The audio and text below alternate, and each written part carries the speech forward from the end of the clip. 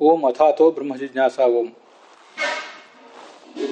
ಅಕಾರಃ ಸರ್ವವಾಗಾತ್ಮ ಪರಬ್ರಹ್ಮಾಭಿಧಾಯಕಃ ತಥೌ ಪ್ರಾಣಾತ್ಮಕೌ ಪ್ರೋಕ್ತೌ ವ್ಯಾಪ್ತಿಸ್ಥಿತ್ಯಭಿಧಾಯಕೌ ಅತಶ್ಚ ಪೂರ್ವಮುಚ್ಚಾರ್ಯಾಃ ಸರ್ವ ಏತೆ ಸತಾಂ ಮತಾಃ. ಅಥಾತ ಶಬ್ದಯೋರೇವಂ ವೀರ್ಯಮಾಜ್ಞಾಯ ತತ್ವತಃ ಸೂತ್ರೇಷು ತು ಮಹಾಪ್ರಾಜ್ಞಾಃ ತಾವೇವ ಆದೌ ಪ್ರಯುಂಜತೆ. ಅಕಾರ ಅಂತನ್ನೋದು ಸರ್ವವಾಗಾತ್ಮ. ಎಲ್ಲ ಉಳಿದ ಶಬ್ದರಾಶಿ ಏನನ್ನು ಹೇಳ್ತದೋ ಅದೆಲ್ಲವನ್ನೂ ಅಕಾರ ತಾನೊಂದೇ ಸಂಕ್ಷಿಪ್ತವಾಗಿ ಮತ್ತು ಪರಿಣಾಮಕಾರಿಯಾಗಿ ಹೇಳ್ತದೆ. ಆದ್ದರಿಂದ ಅದನ್ನು ಮೊದಲು ಪ್ರಯೋಗ ಮಾಡ್ತಾರೆ. ಅಥ ಅನ್ನುವಲ್ಲಿ ಮತ್ತು ಅತಃ ಅನ್ನುವಲ್ಲಿ ಎರಡು ಕಡೆಯೂ ಕೂಡ ಅಕಾರವೇ ಇದೆ. ಇದು ಅಕಾರದ ಅರ್ಥ.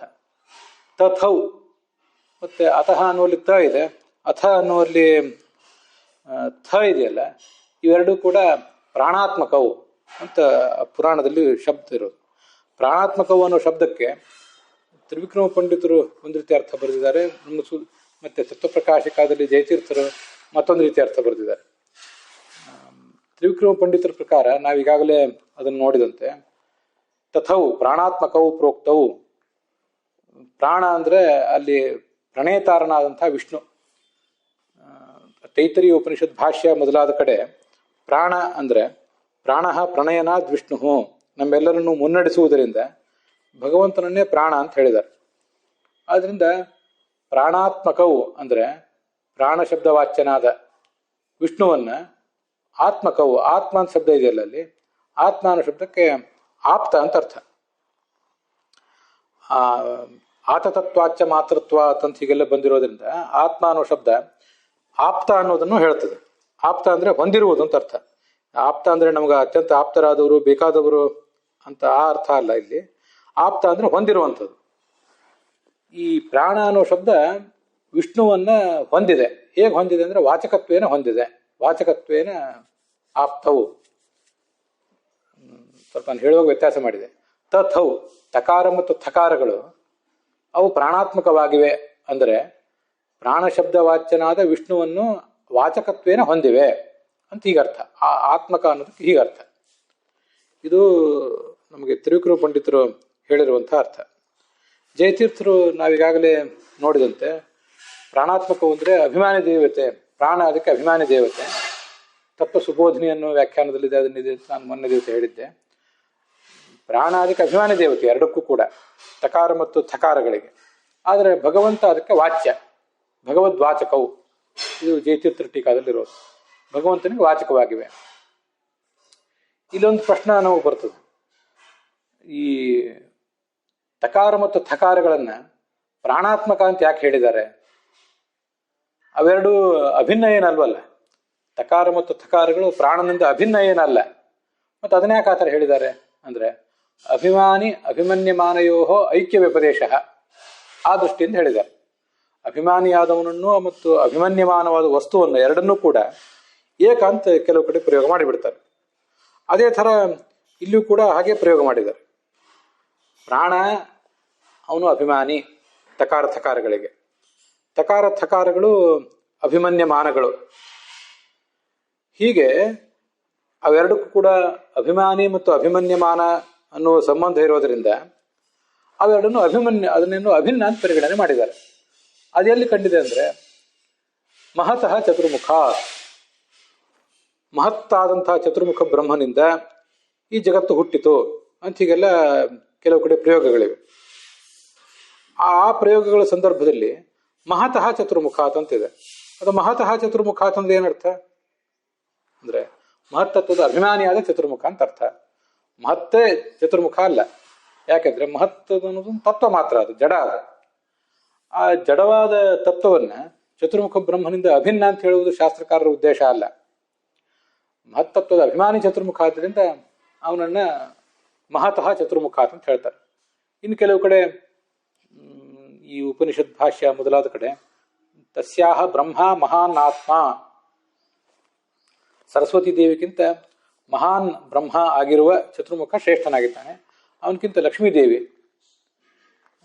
ಅವನಕ್ಕಿಂತ ಆ ಲಕ್ಷ್ಮೀದೇವಿಗಿಂತ ಪರಮಾತ್ಮ ಅಧಿಕಳಾಗಿದ್ದಾಳೆ ಅಂತ ಹೀಗೊಂದು ತಾರತಮ್ಯ ಅಲ್ಲಿ ಬಂದಿದೆ.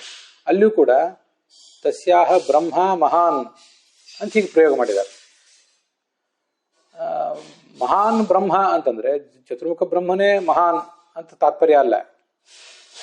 ಹಾಗೆ ನೋಡಿದ್ರೆ ಚತುರ್ಮುಖ ಬ್ರಹ್ಮ ಮಹಾನ್ ಅಂದ್ರೆ ದೊಡ್ಡವನಾಗಿದ್ದಾನೆ ಅನ್ನೋ ಅರ್ಥದಲ್ಲಿ ಅದು ಯೋಗ್ಯವೇ.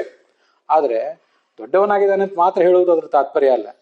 ಅದೇನು ದೊಡ್ಡ ವಿಷಯ ಅಲ್ಲ ಅಲ್ಲಿ ಹೇಳೋದು. ಮಹತ್ತತ್ವದ ಅಭಿಮಾನಿ, ಅದರಿಂದ ಮಹಾನ್ ಅಂತ ಅನ್ನೋದು ವಿಶೇಷವಾಗಿ ಬಂದ್ಬಿಟ್ಟಿದೆ ಚತುರ್ಮುಖ ಬ್ರಹ್ಮನಿಗೆ. ಈಗ ರಾಮ ಸುಂದರ ಅಂತ ಹೇಳಿದಾಗ ಸುಂದರನು ರಾಮನು ಹೇಗೆ ಅಭಿನ್ನರೋ ಹಾಗೆ ಮಹಾನ್ ಅನ್ನುವುದು ಬ್ರಹ್ಮ ಅನ್ನುವುದು ಅಭಿನ್ನವಾಗಿ ತಗೊಂಡ್ಬಿಟ್ಟಿದ್ದಾರೆ. ಯಾಕೆಂದ್ರೆ ಅಭಿಮಾನಿ ಮತ್ತು ಅಭಿಮನ್ಯಮಾನಗಳ ನಡುವಿನ ಐಕ್ಯವನ್ನು ದೃಷ್ಟಿಯಲ್ಲಿ ಇಟ್ಕೊಂಡು ಅದು ಮಹತಃ ಚತುರ್ಮುಖಾತ್ ಇತ್ಯಾದಿ ಕಡೆಗಳಲ್ಲಿ ಪ್ರಸಿದ್ಧವಾಗಿದೆ. ಆದ್ರಿಂದ ಇಲ್ಲಿಯೂ ಕೂಡ ತಥೌ ಪ್ರಾಣಾತ್ಮಕವು, ತಕಾರ ಥಕಾರಗಳು ಪ್ರಾಣಾತ್ಮಕಗಳಾಗಿವೆ, ಪ್ರಾಣದಿಂದ ಅಭಿನ್ನವಾಗಿವೆ ಅಂದ್ರೆ ಪ್ರಾಣನನ್ನೇ ಅಭಿಮಾನಿಯನ್ನಾಗಿ ಹೊಂದಿವೆ ಅಂತ ಇದ್ರ ತಾತ್ಪರ್ಯ. ಅಲ್ಲಿ ನಾವೇ ಕನ್ನಡದಲ್ಲಿ ಹೊಂದಿವೆ ಅಂತಂತೀವಲ್ಲ, ಆ ಹೊಂದಿವೆ ಅಂತ ಅನ್ನೋದೇ ಅಲ್ಲಿ ಆಪ್ತ ತ್ರಿವಿಕ್ರಮ ಪಂಡಿತರು ಹೇಳಿದ್ದು. ಹೊಂದುವುದು, ವ್ಯಾಪಿಸಿಕೊಂಡಿರುವುದು ಎಲ್ಲ ಒಂದೇ ಅರ್ಥ. ಆದ್ರೆ ಅವರು ಅದನ್ನು ಭಗವಂತನಿಗೆ ವಾಚಕ ಅಂತ ಹೇಳಿದ್ದಾರೆ. ಇವರು ಭಗವಂತನಿಗೆ ವಾಚಕ, ಜೊತೆಗೆ ಮುಖ್ಯ ಪ್ರಾಣ ಅದರ ಅಭಿಮಾನಿ ಅಂತ ಇವರೊಂದು ಅಂಶ ಹೇಳಿದ್ದಾರೆ. ಇದನ್ನು ತಿಳ್ಕೊಳ್ಬಹುದು. ಅದರಿಂದ ಅವೆರಡರ ನಡುವೆ ವಿರೋಧ ಏನಿಲ್ಲ, ಎರಡು ಒಂದಕ್ಕೊಂದಕ್ಕೆ ಪೂರಕವೇ ಆಗಿವೆ.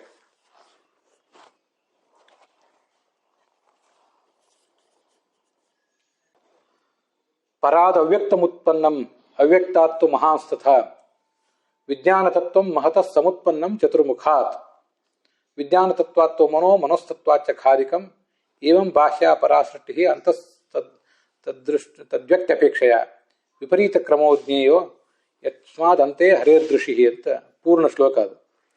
ನಮಗದೆಲ್ಲ ಬೇಕಾಗಿಲ್ಲ, ಸಾಂದರ್ಭಿಕವಾಗಿ ಆ ಶ್ಲೋಕವನ್ನು ನಾನು ಪೂರ್ಣವಾಗಿ ಹೇಳಿದೆ ಅಷ್ಟೆ. ಅಲ್ಲಿ ನಮಗೆ ಬೇಕಾಗಿದ್ದು ಪರಮಾತ್ಮನಿಂದ ಅವ್ಯಕ್ತ ಹುಟ್ಟಿತು. ಪರಾದ ಅವ್ಯಕ್ತ ಉತ್ಪನ್ನಂ ಅವ್ಯಕ್ತಾತ್ತು ಮಹಾಂಸ್ತಥ, ಅವ್ಯಕ್ತದಿಂದ ಮಹಾನ್ ಹುಟ್ಟಿದ ಅಂತಿದೆ. ಮಹಾನ್ ಹುಟ್ಟುವುದೊಂದು ಯಾರು? ದೊಡ್ಡವನಾದ ಚತುರ್ಮುಖ ಬ್ರಹ್ಮ ಹುಟ್ಟಿದ ಅಂತ ಅರ್ಥನ?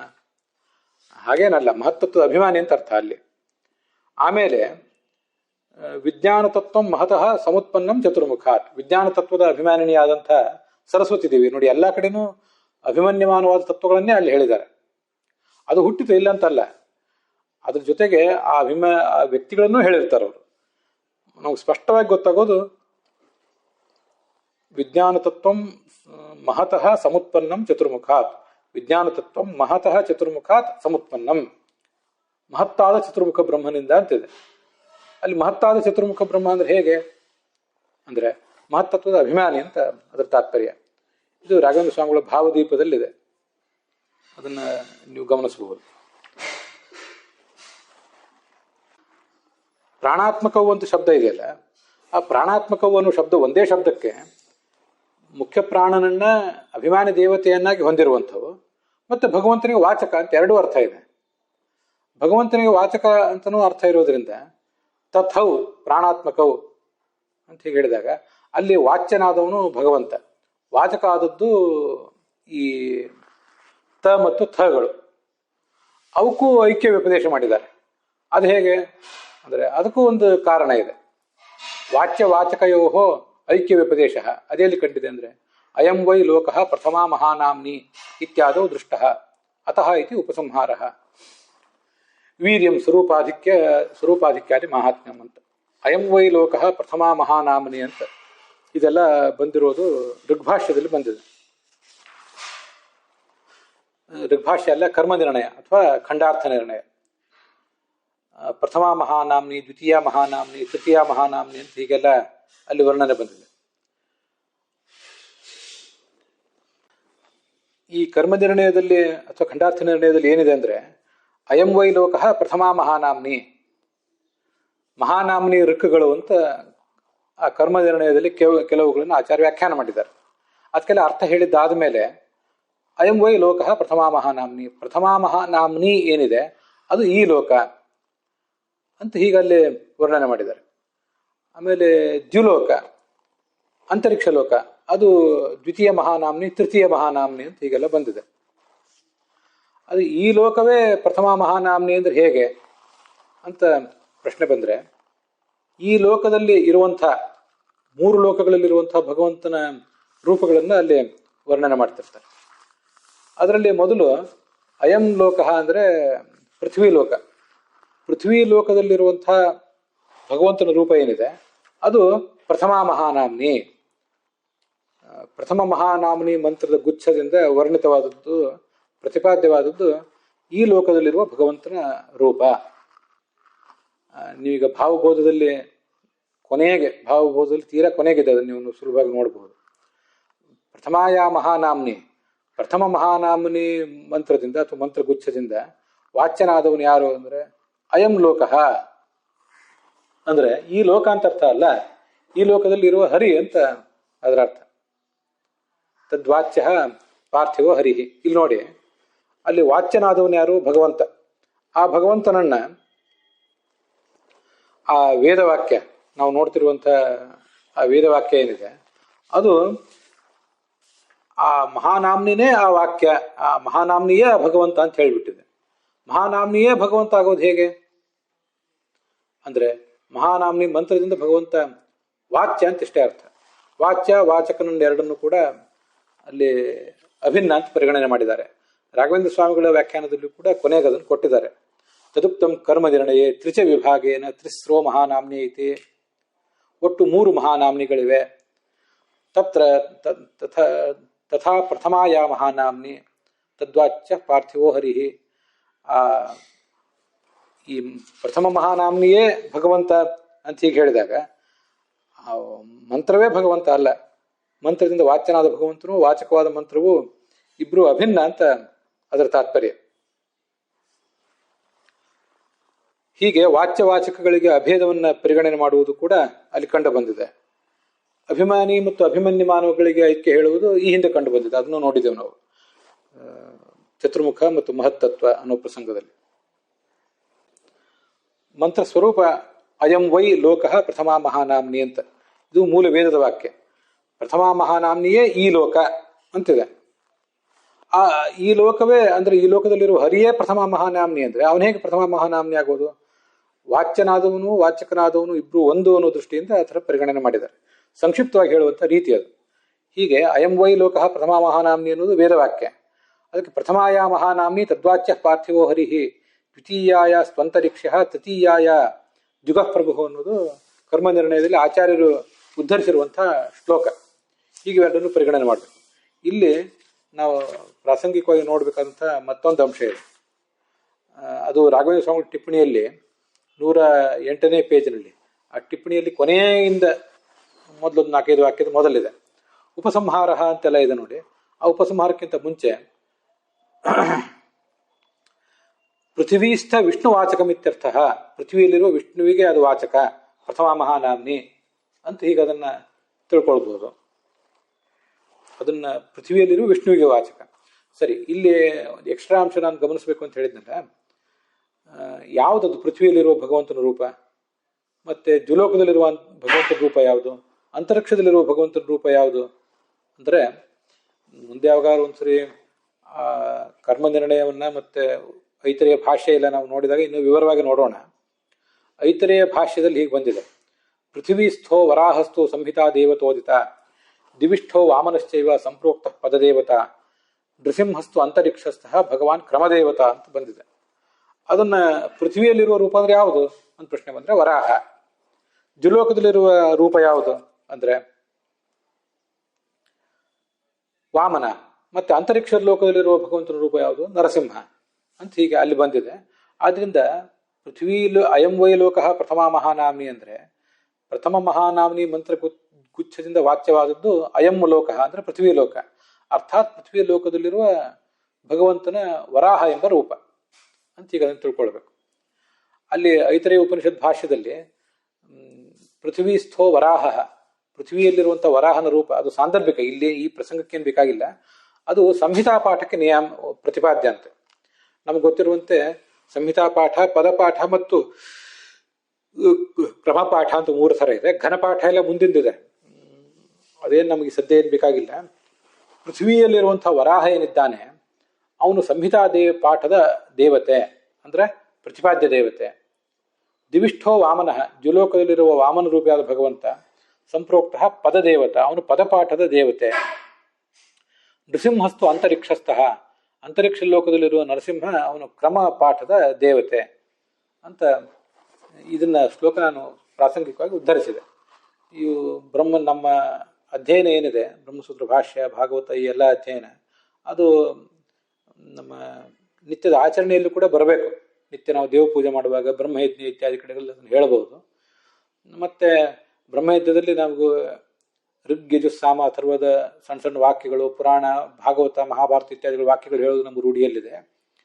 ನಮಗೆ ಇವತ್ತು ಪೂರ್ಣವಾಗಿ ವೇದದಲ್ಲಿ ನಮ್ಮೆಲ್ಲರಿಗೂ ಪ್ರವೇಶ ಇಲ್ಲ.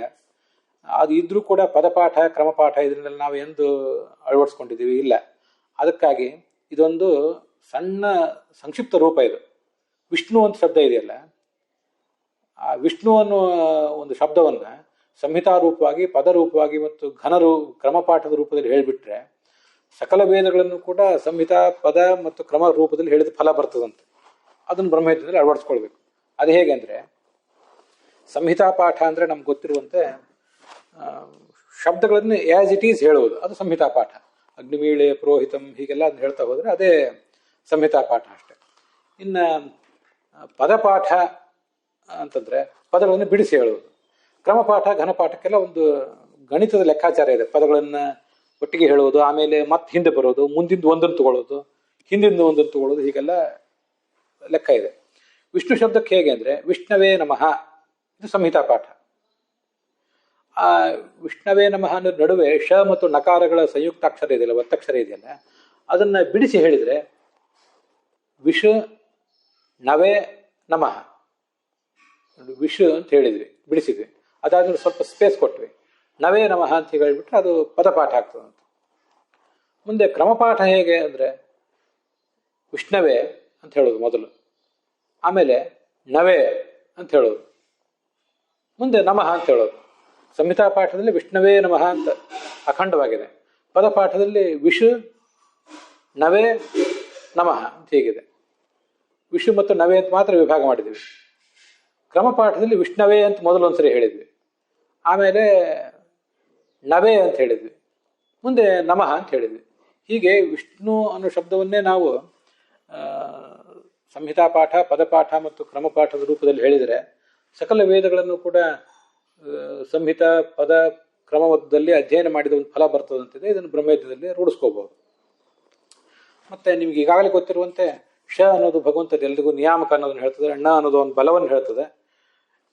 ಹೀಗೆ ಸಕಲ ಶಬ್ದಗಳು ಕೂಡ ಕೇವಲ ವಿಷ್ಣು ಕೃಷ್ಣ ಶಬ್ದಗಳು ಮಾತ್ರ ಅಲ್ಲ, ಸಕಲ ಶಬ್ದಗಳು ಕೂಡ ಭಗವಂತ ಸರ್ವಕ್ಕೂ ನಿಯಾಮಕ, ಅವನು ಬಲ ಸ್ವರೂಪ ಅನ್ನೋದನ್ನ ಹೇಳ್ತಾರೆ.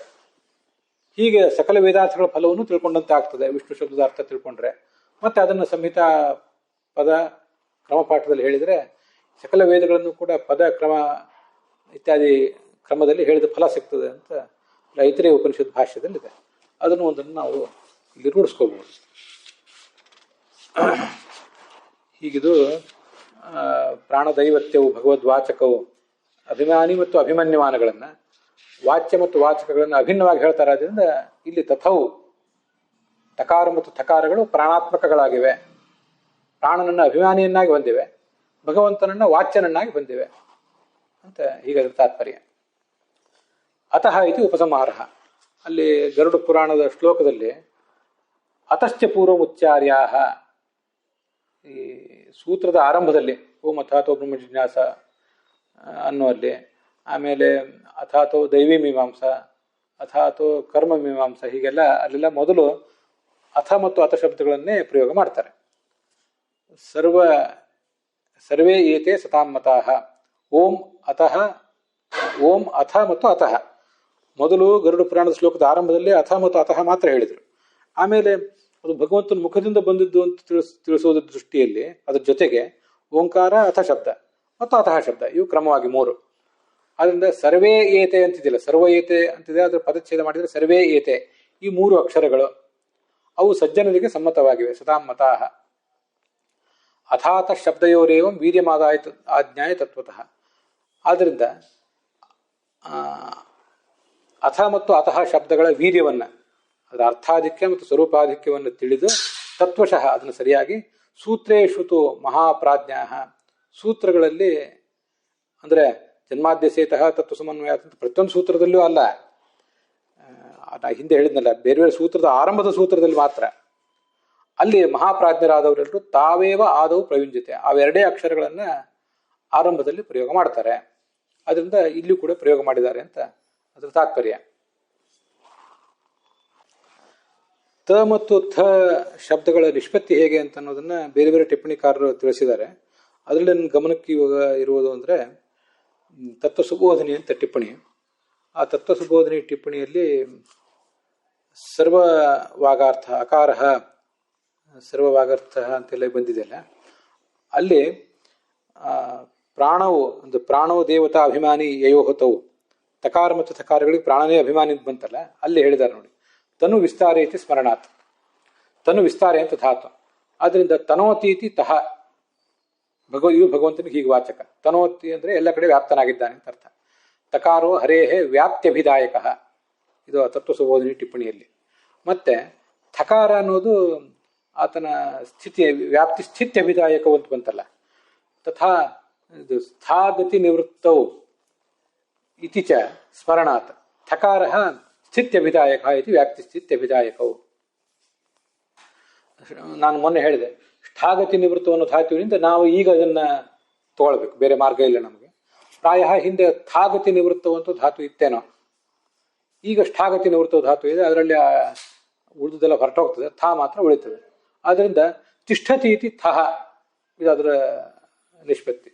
ಹೀಗೆ ವ್ಯಾಪ್ತಿ ಮತ್ತು ಸ್ಥಿತಿ, ಭಗವಂತನ ವ್ಯಾಪ್ತಿಯನ್ನು ತಿಷ್ಠತಿ ಮತ್ತು ಸ್ಥಿತಿ ಏಕ ಪ್ರಕಾರನಾಗಿ ಅವನಿದ್ದಾನೆ ಅಂತನ್ನುವುದನ್ನ ಇವೆರಡು ಹೇಳ್ತವೆ, ತ ಮತ್ತು ಥಕಾರಗಳು. ತಿಷ್ಠತಿ ಅಂದ್ರೆ ತಾನು ಏಕಪ್ರಕಾರನಾಗಿದ್ದಾನೆ, ಅನಾದಿ, ಹಿಂದು ಇಂದು ಮುಂದೆ ಎಲ್ಲ ಕಾಲದಲ್ಲಿಯೂ. ಮತ್ತೆ ತಿಷ್ಠತಿ ನಮ್ಮ ಒಳಗೆ ಕೂಡ ಇದ್ದಾನೆ, ವ್ಯಾಪಿಸಿಕೊಂಡಿದ್ದಾನೆ. ವ್ಯಾಪಿಸಿಕೊಂಡಿದ್ದಾನೆ ಅಂದ್ರೆ ಒಂದಕ್ಕೆ ಗುಣವ್ಯಾಪ್ತಿ ಮತ್ತು ಕಾಲವ್ಯಾಪ್ತಿಯನ್ನು ಹೇಳೋಣ, ತಿಷ್ಠತಿ ಅನ್ನೋದಕ್ಕೆ ದೇಹ ವ್ಯಾಪ್ತಿಯನ್ನು ಹೇಳೋಣ. ನಮ್ಮ ದೇಹದೊಳಗೆ ಎಲ್ಲ ಕಡೆ ಒಳಗೆ ಹೊರಗೆ ಅಂತರ್ಬಹಿಷ್ಯ ತತ್ ಸರ್ವಂ ವ್ಯಾಪಿ ನಾರಾಯಣ ಸ್ಥಿತ ಅಂತ ಹಾಗೆ ಅರ್ಥ ಇಟ್ಕೊಳ್ಳೋಣ. ಹೀಗೆ ಏಕಪ್ರಕಾರನಾಗಿದ್ದಾನೆ ಅಂತ ಒಂದು ಅರ್ಥ, ಮತ್ತೆ ಒಳಗೂ ಇದ್ದಾನೆ ಅಂತ ಇನ್ನೊಂದು ಅರ್ಥ. ಇದಕ್ಕೆ ಅರ್ಥ ತಿಳ್ಕೋಬಹುದು. ಅಲ್ಲಿಗೆ ಈ ಭಾಗ ಸಮಾಪ್ತವಾಗಿದೆ.